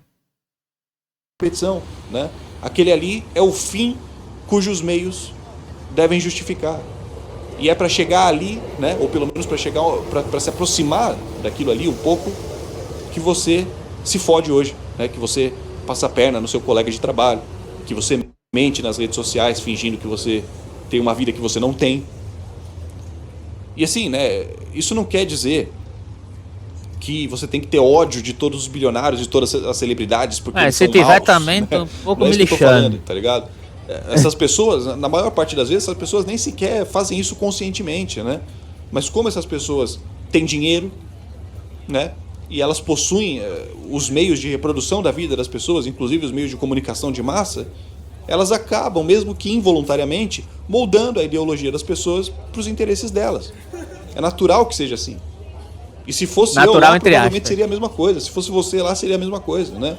Porque o problema está na estrutura e não no indivíduo. Então, que nem eu falei, né? O fato de você individualmente compreender o quão gigante você é e o quão... Tem um probleminha aqui. O problema está na estrutura e não no indivíduo. Eu acho que o problema está na estruturação, mas também está no processo de massificação da individualização. Ou na forma, ou nas possibilidades com as quais nós temos de nos individuar para além de nos individualizarmos, né? Acho que esse é o caso, né? Mas, o bilionário não tem culpa. Eu não estou trabalhando sobre a perspectiva de culpa aqui, né? Ok, se fosse eu, você lá, talvez nós estivéssemos acomodados também com a situação, né?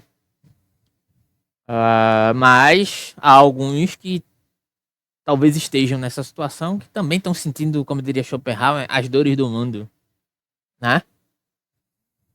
E aí, né? Como é que nós podemos pensar só na estrutura como, digamos assim, responsável por uma reprodutibilidade quando há um empenho em manter essa estrutura? Esse é que é o ponto.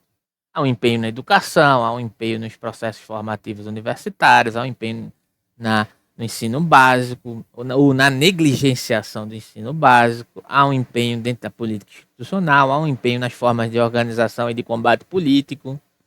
Porque, por exemplo, isso é uma questão entre Stirner e Marx, inclusive. Em Marx há uma predominância de combate estrutural hegemônico. Em Stirner vai um pouco na direção contrária disso. Não, é a partir do egoísmo que a gente consegue destituir as estruturas. Entende? O que é que valida a ideia de, digamos, de vender a força de trabalho, né? É uma certa conjuração hegemônica estrutural que parte da aceitação de indivíduos de que isso deve ser feito dessa forma.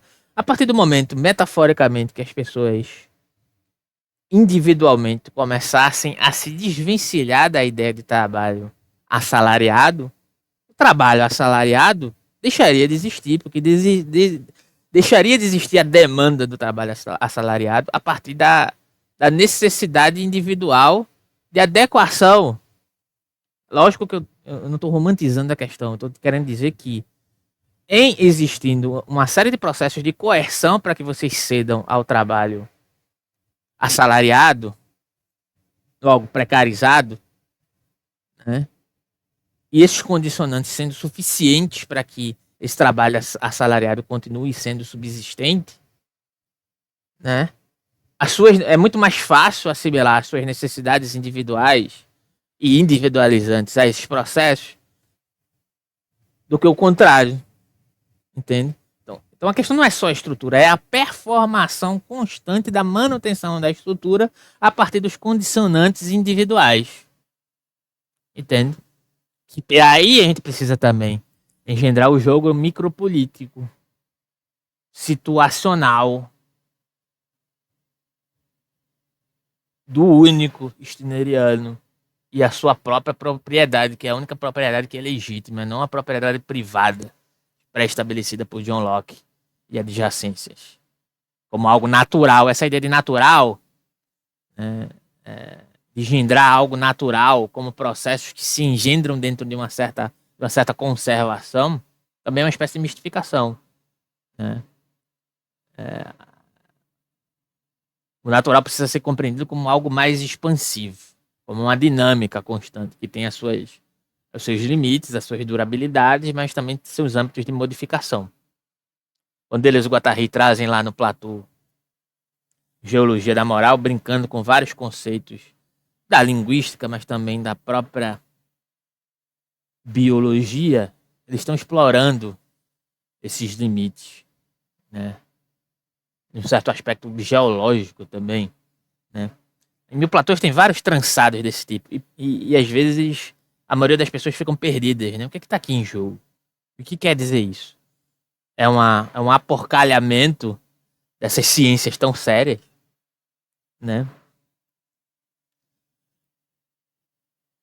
Então é um pouco também parodiar a ciência a partir daquilo que é parodiável na ciência também, né? Entende? É não entender a ciência como salvadora de algo. A ciência também, em certa medida, está nesse processo de produção e de reprodutibilidade, também de um processo de diferenciação metodológica. Essa é a questão.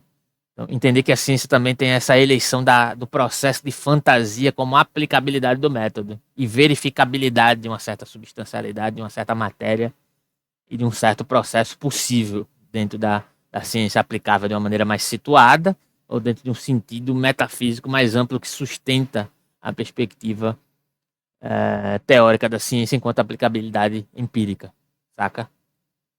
Enfim. Linda é a sua existência, não vai impedir o seu colega de trabalho de ser escroto com você. Não vai impedir o governo do seu país de continuar fazendo merda. Não vai impedir você de ser assaltado na esquina. Não vai, tá ligado? Mas quando você deixa de enxergar esses eventos como se eles fossem uma mera questão de índole, né? Como se o mundo se dividisse entre pessoas que fazem o bem e pessoas que fazem o mal, você pelo menos consegue direcionar a sua indignação para o lugar certo. Ao invés de você ficar cultivando ódio pelo seu colega de trabalho, você compreende a estrutura em que ele está inserido e que faz com que ele acredite que vale a pena ele ser um escroto com você só para...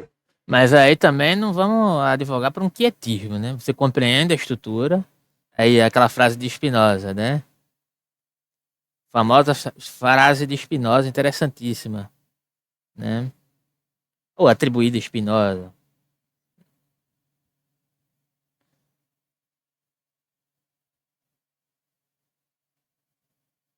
Não chore, não se revolte, apenas compreenda, mas compreenda e faça alguma coisa com isso, né? Não compreenda e fique sentado assistindo, né? Entende? Também não pode ser uma alusão a uma ataraxia, uma passividade. Às vezes a ataraxia pode ser um tipo de ação também. A passividade também pode ser uma ação. Também tem essa modulação, né? Das velocidades e intensidades. Ele ganhar algum tipo de status, ou seja lá o que for, entende? Você deixa de levar pro pessoal, mano. Isso faz toda a diferença pro seu psicológico. Quando você deixa de levar pro pessoal, né? É lógico que não vai impedir que ele, né, da noite pro dia não vai impedir que ele deixe de ser escroto com você. Mas se você pelo menos deixar de levar pro pessoal, é uma solução mais imediata, tá ligado? Uma coisa que você pode aplicar na sua vida e que vai realmente Pra você ser mais a tua forma de viver estratégico, imediatamente. né? Ser tá menos ligado? emocionado. Porque o É problema isso que ele real quer dizer. tá na estrutura social. O que ele quer dizer é seja menos emocionado. Né? É difícil às vezes ser emocionado, porque às vezes toca em questões assim que são muito caras a nós, né? Que fica martelando na sua cabeça que ser você não é o suficiente, né? Que você precisa de um celular mais moderno, sendo que Mas às vezes, como diz Nietzsche, eu acho que a própria voracidade do ódio é que modifica alguma coisa, né? Eu acho que também tem essa compensação, né? Nenhuma ataraxia, nenhuma voracidade constante. É perceber o momento que, na verdade, é preciso ser mais abrupto e o momento que é preciso ser um pouco mais ponderado, né? o seu ainda funciona perfeitamente. Que você precisa viajar só para tirar fotinho nos pontos turísticos, postar no Instagram para fazer inveja nos seus amigos, porque você ficou com inveja quando você viu a fotinho dele lá no ponto turístico, né? Que você precisa ter a pele mais clara, que você precisa ter os peitos gigantes, que você precisa ter o nariz de algum outro jeito, entende? Então olha só, né? O processo que eu estou falando aqui para viver pelo menos um pouco menos deprimido, né? Consiste desses dois passos, né? O primeiro passo é você tomar consciência de que você, a sua existência por si só, já é linda em todos os aspectos, mano. Entende? Você é a estrutura mais complexa e mais rara e mais fenomenal que existe em todo o universo. E não tem nada que você precise se tornar além do que você já é. A sua existência por si só já é um milagre. De tão raro que você é. Já é lindo por si só, tá ligado? Já tem valor intrínseco, mesmo sem ter finalidade. E o segundo passo é compreender a estrutura socioeconômica que faz com que todas as pessoas que você conhece e todas as instituições que você frequenta fiquem colocando na sua cabeça o exato contrário disso, né? Que você é só mais um, que você é um bosta, que seria melhor se você fosse de outro jeito, né? Que se você continuar se fudendo hoje, você não vai conseguir nada amanhã, né? Não é interessante para essa estrutura que você esteja satisfeito com quem você é, que você esteja satisfeito com o aqui e o agora. Por isso é natural que todo mundo fique tentando te convencer todos os dias de que você é um condicionável. Entende? Não necessariamente porque as pessoas são más, mas porque elas também estão inseridas nessa mesma lógica, nessa mesma ideologia. Até os bilionários estão inseridos nessa porra, entende? Por isso que eles nunca estão satisfeitos, mano. Até eles acreditam que tem algum lugar para se chegar, e nem eles sabem onde é que é esse lugar, entende? Essas pessoas também são vítimas, e assim como você, elas também sofrem das mesmas inseguranças que você. E é exatamente por isso que elas te fazem mal, porque elas acreditam realmente que vocês estão competindo para ver quem é o mais bonito, quem é o mais competente, quem é o mais rico, quem tem mais seguidor, ou seja lá o que for, entende? É muito importante manter essas duas etapas em mente, porque assim, né? E aqui eu falo por experiência. Então, o vídeo tá se encerrando aqui, né? Acho que é um vídeo bem prolongado, né? Vou encerrar aqui até a última palavra dele aqui, né? Porque eu acho que vale a pena, mas a questão é a seguinte: realmente você precisa ser mais estratégico, mas isso não quer dizer que você vai impedir muita coisa, e por muitas vezes de você mesmo ter que entrar nesse jogo de disputa, mesmo você sem acreditar, porque senão você vai ser aniquilado completamente enquanto a mínima possibilidade de existência, entende? Então, entre ser atacado o tempo inteiro dentro de uma certa situação e ter que entrar no jogo para usar dessas armas, mesmo você sem acreditar, às vezes você vai ter que fazer isso. Não é algo que me agrade dizer, inclusive. Não é algo que me agrade eu ter que utilizar. Mas por vezes as pessoas estão tão viciadas que elas vão utilizar desse tipo de discurso para dizer que é você que na verdade está querendo competir, quando você não está querendo competir com ninguém, irmão. Mas é porque você se torna uma ameaça dentro desse sentido de visibilidade, dentro daquilo que elas compreendem como visibilidade, saca? E aí vão arranjar maneiras de ir te sabotando sutilmente, e às vezes nem sutilmente, na cara dura, de querer tirar você do caminho. Como se você estivesse no caminho de alguém.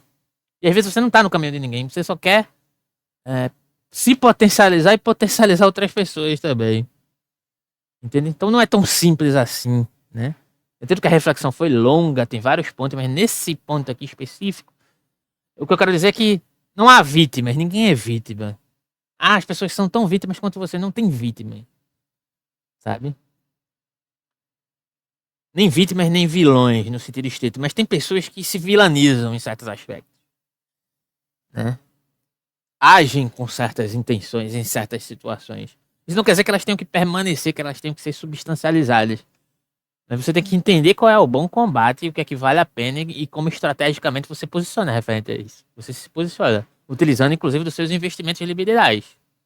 Da maneira, uma certa maneira de acelerar ou de frear esses processos, né? A partir da sua própria possibilidade individual em relação com o processo coletivo, referente a outras pessoas, referente a certas situações. Já passei por várias situações nesse sentido, inclusive através desse próprio canal, do nosso processo coletivo, e que demandaram justamente essa possibilidade de reinventividade. E não foram fáceis, viu? Não foram fáceis. Própria, porque eu já falei isso diversas vezes, né, que apesar de eu ter nascido numa família católica, ter estudado numa escola católica, eu tinha aula de religião toda semana nos bagulho, né? Mas, assim, eu sempre me interessei muito por ciência. E eu também tive contato com as filosofias orientais desde muito cedo. Então, desde muito cedo, eu criei consciência do tamanho do universo e da minha raridade, tá ligado? Eu sempre dei muito valor para minha própria vida, para minha própria existência.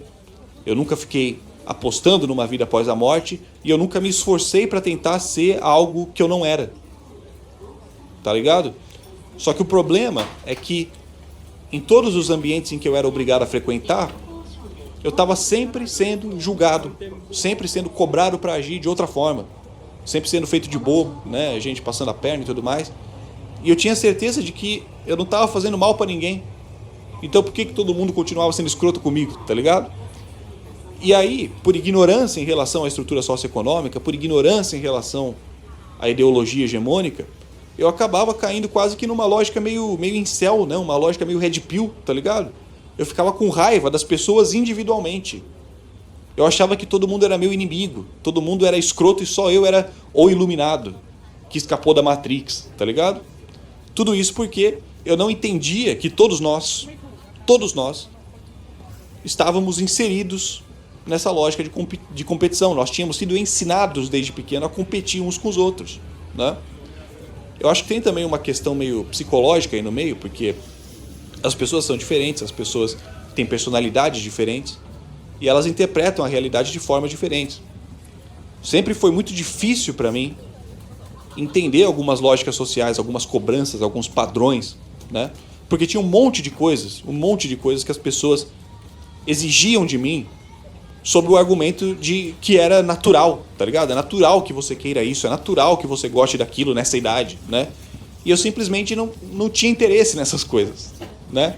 Então foi se tornando cada vez mais claro para mim que, na verdade, nada daquilo era natural, né? Aquilo ali era só uma construção social imposta por uma estrutura na qual todo mundo que eu conhecia estava inserido e todo mundo aceitava aquilo como se fosse natural. Eu estava sendo forçado a agir naturalmente. Vocês entendem a brisa, mano? É aí que você começa a perceber que tem algo errado, né? Você percebe que tem algo errado quando você é forçado a agir naturalmente. Se é natural, não teria por que ser forçado, tá ligado? Não era natural, aquilo não estava dentro de mim, eu não tinha vontade daquilo. Eu estava sendo ensinado a agir naturalmente, né? E eu não sou autista, tá? Antes que falem, porque vira e mexe, aparece gente aí nos comentários me diagnosticando, né? Com neurodivergência, os caralho tudo. Mas não é essa a questão, mano.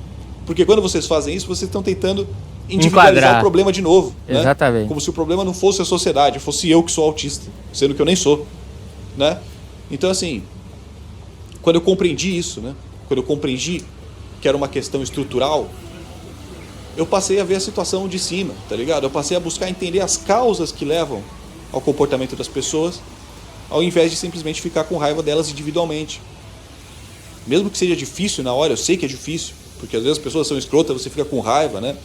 É difícil manter a cabeça no lugar quando as coisas acontecem, mas é um exercício que vai se tornando mais fácil conforme você pratica.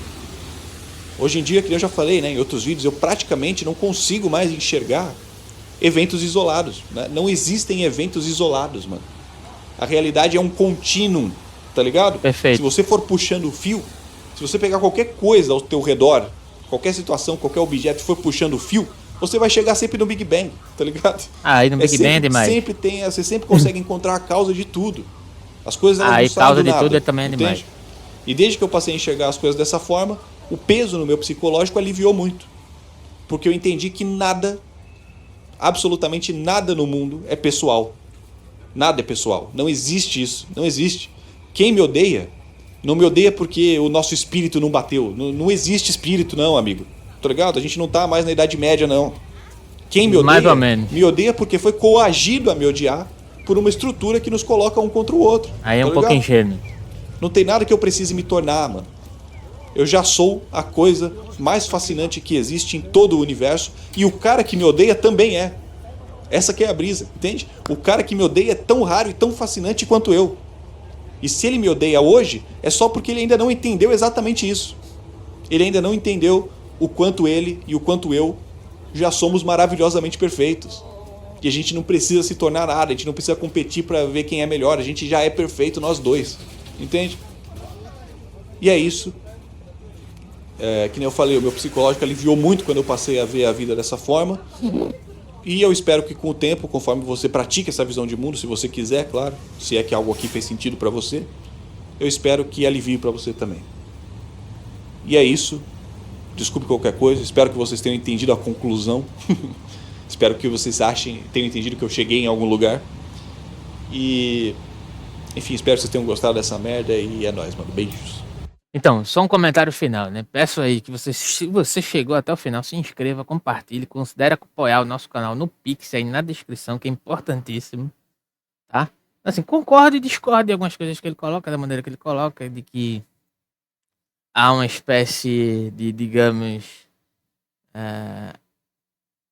de compreensão possível, né? Que possa, digamos assim, demarcar maneiras de evitar, talvez, né, se comprometer pessoalmente, de personificar determinadas situações. Às vezes, certas situações são personificáveis, por mais que você não acredite nisso, né, por mais que você não creia nisso, por mais que você não se operacionalize por isso. Acho que já foi algo que eu próprio mencionei, né, em outras falas nesse mesmo vídeo, né, mesmo que você não se personalize por essa perspectiva, tá? Você vai ser personalizado, como ele mesmo disse. As pessoas chegam aqui nos comentários para dizer que eu sou autista, né, porque eu não me adequo, né, porque eu tenho uma dissociação da realidade, né, e se eu não sou normatizável, eu devo ter alguma espécie de distúrbio, né, e aí as pessoas naturalizam esse tipo de fala como se fosse algo, digamos, algo que não fosse discriminatório da pior maneira possível, né? Isso engloba vários processos, inclusive processos de racialização, né? Processos que se acoplam com processos majoritariamente excludentes e violentos, como o colonialismo, dentro de processos que são majoritariamente aceitáveis, inclusive, dentro desse tipo de sociedade que a gente comunga, né? Então, mas eu acho também que a gente não precisa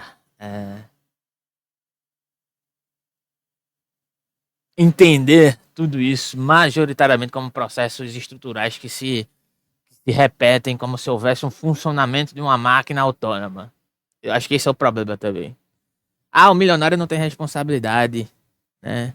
Então a responsabilidade, eu não estou dizendo que ele diz isso de uma maneira geral, mas eu acho que por vezes pode dar a entender que a solução está, né, em você não sentir ódio por determinadas situações. O ódio pode ajudar também, inclusive. Há uma espécie de transgressão. Aí é lógico que isso vai demandar uma espécie de disponibilidade, a receptividade das consequências dentro de uma certa dinâmica daquilo que você está fazendo. E aí, lógico que a responsabilidade, ela vai ter uma plataforma da responsabilidade, que é engendrada dentro de uma sociedade cristã, majoritariamente, digamos assim, normativa, né? E vai engendrar essa possibilidade da previsibilidade como responsabilidade, inclusive. Né? O homem tornado, aquele que é capaz de prometer e quando não cumpre com as suas promessas, ele merece ser punido, né? Como diria o Nietzsche, né? Para ser continuamente adestrado, para ser produzido uma certa consciência, e ele utiliza essa palavra consciência várias vezes, e eu acho complicado, porque partindo de um pressuposto, de uma certa ideia de consciência, você também pode recair nos mesmos equívocos que ele tentou apontar aqui, né? A consciência também é produzida.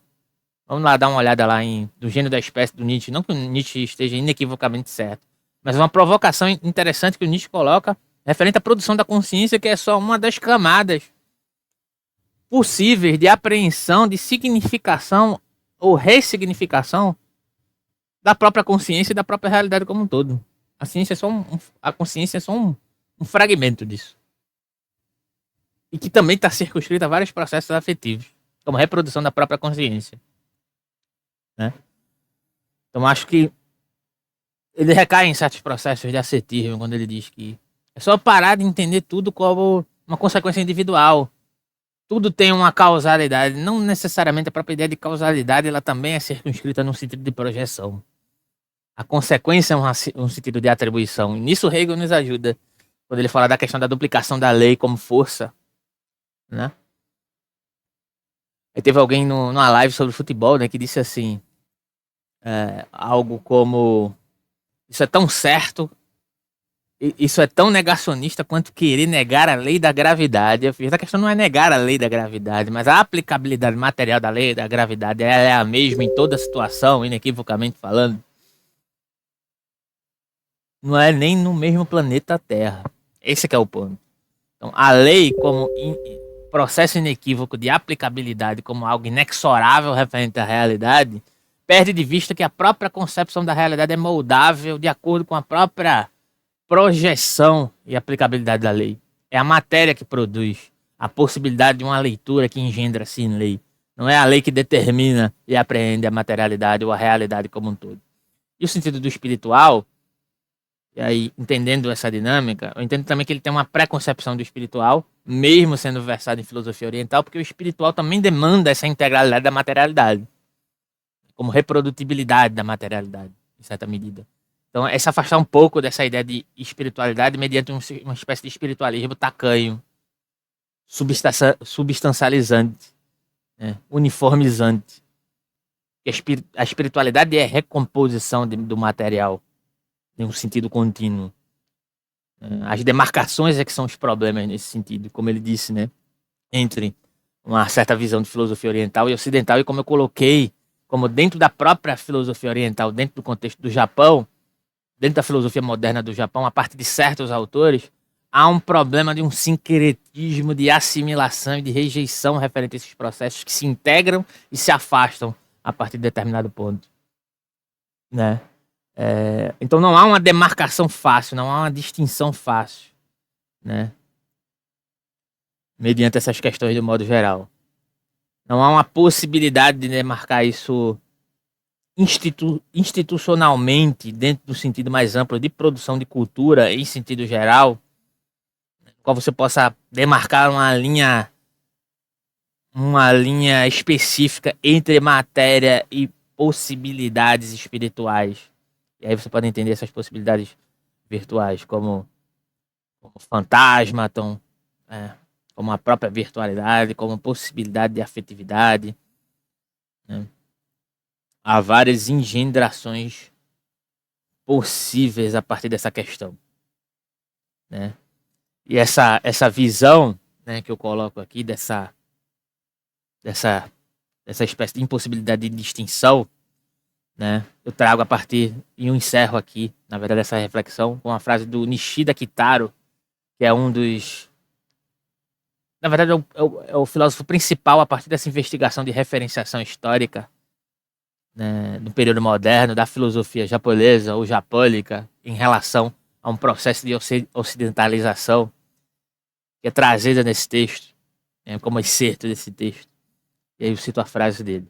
E o Nishida Kitaro diz: a filosofia não é necessária para quem nunca enfrentou o sofrimento na vida, ou para quem não busca algo mais profundo na vida, mesmo depois de enfrentar a adversidade. Acho que coaduna com tudo que foi trazido aqui.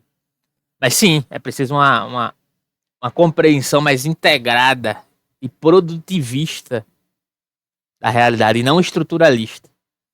Uma impressão construtivista da realidade, e não estruturalista, porque o estruturalismo, quando você joga tudo no colo do estruturalismo, é como se você estivesse solidificando aquilo que está recaindo e incidindo na sua subjetividade. Entendeu? Então, uma visão construtivista, né? Que as estruturas são construídas a partir dessas relações individualizantes e engendram numa certa estrutura. Ok? Então é isso. Foi nosso react ao canal do Bakagaijin. Espero que ele não dê ban no nosso vídeo. E é isso. Compartilhe. Muito obrigado e até a próxima. Valeu.